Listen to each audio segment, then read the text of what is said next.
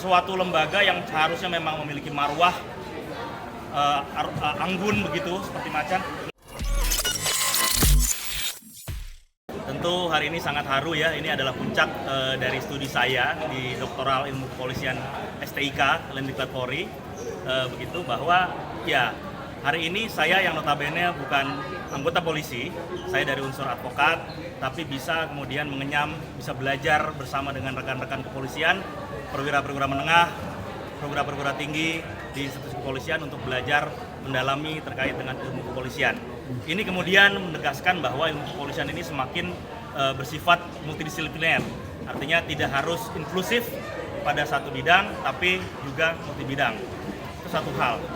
Ini kemudian saya rasa menjadi hal yang sangat amat penting untuk pengembangan ilmu kepolisian ke depannya, karena kami, saya khususnya dari advokat, itu membawa kacamata atau warna dari luar, bukan hanya warna polisi. Ketika polisi berbicara polisi itu sudah biasa. Polisi berbicara polisi itu subjektif. Namun ketika polisi dibicarakan atau dianalisis dari kacamata sudut pandang lain, tapi melalui pendekatan-pendekatan ilmu kepolisian, ini kemudian menjadi hal yang sangat menarik bagi pengembangan ilmu kepolisian. Tapi kenapa temanya topik tentang Kompolnas, Bang? Ya, baik. Jadi menanggapi respons dari dibentuknya tim percepatan reformasi Polri yang baru ini juga sudah diserahkan rekomendasinya kepada Presiden, begitu ya, di mana di situ salah satu poinnya adalah terkait dengan Kompolnas, gitu. Artinya bahwa Komisi Kepolisian Nasional sebagai lembaga yang memiliki domain untuk mengawasi kepolisian ini harus diperkuat, karena memang faktanya suka tidak suka Komisi Kepolisian Nasional hari ini kami katakan masih sangat tidak berdaya, karena rekomendasi yang diberikannya itu hanya bersifat tidak memiliki daya ikat, tidak ada legal binding. Rekomendasinya tidak bisa memaksa terhadap institusi kepolisian untuk dilakukan. Inilah yang kemudian membuat Kompolnas, saya katakan dalam buku saya juga, di sini adalah macan ompong. Sesuatu lembaga yang seharusnya memang memiliki marwah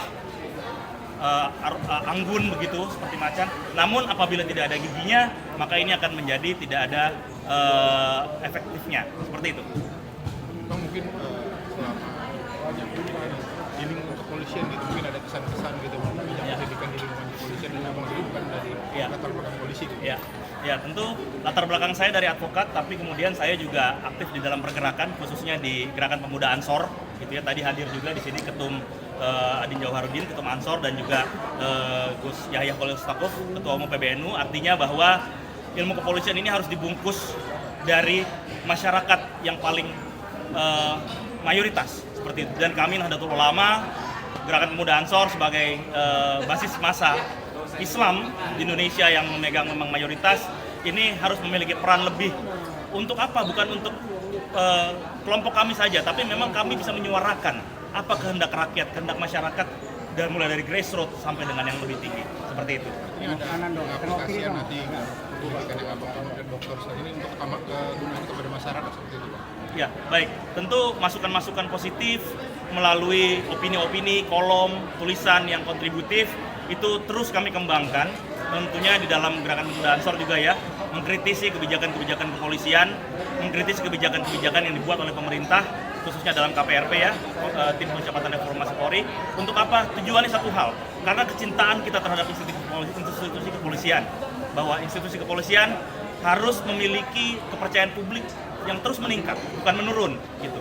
Jadi lahirnya Kompolnas, lahirnya keterwakilan massa, dalam hal ini kami, para santri, para kiai di pelosok-pelosok dari Gerakan Pemuda Ansor, ini harus bisa menyuarakan kehendak dari masyarakat.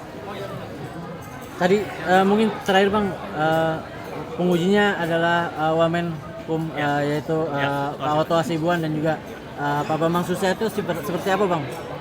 Sampai akhirnya mereka mau jadi penguji dan ya, baik. Saya bersyukur begitu ya. Saya bersyukur karena yang menguji kami hari ini adalah agen terbaik bangsa ini yang kemudian relevan dengan penelitian saya, yaitu Bapak Wakapolri, Prof. Dedi Prasetyo, gitu ya. Kemudian juga Bapak Oto Hasibuan, Wakil Menteri Hukum dan HAM, Wakil Menteri Koordinator Bidang Hukum Hamimpas, yang notabene juga beliau pimpinan dari tim percepatan reformasi Polri, gitu. Dan kemudian Pak Bamsud yang kemudian memang ada di roh atau jantungnya legislatif ya di Komisi 3. Artinya triangulasi atau segitiga ini membentuk sebuah efektivitas. Tulisan saya ini bisa menjadi berdaya guna, dan sebagaimana disampaikan oleh Pak Oto tadi, bahwa masukan-masukan yang disampaikan kepada Presiden itu diambil dari disertasi saya terkait dengan Kompolnas. Terima kasih Bang Rangga. Ya, terima kasih ya. Sekali lagi selamat Bang Rangga. Ya.